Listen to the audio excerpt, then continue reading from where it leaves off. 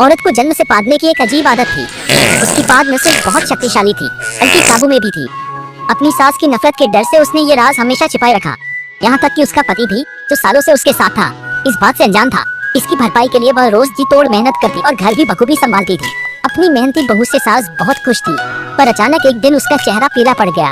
वह हर काम बहुत सावधानी से करने लगी और उसके माथे पर पसीना भी बढ़ता जा रहा था।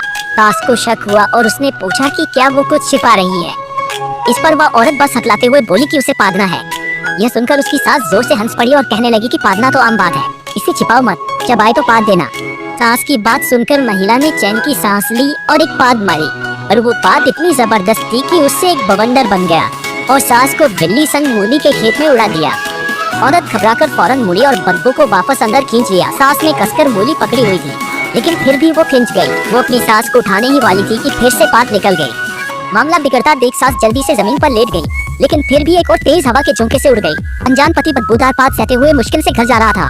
तभी उसने अपनी बूढ़ी माँ को सामने गिरते इससे पहले कि वो बात कर पाते, एक शक्तिशाली खिंचाव ने खेत की मूली और माँ बेटे को घर के सामने खींच लिया।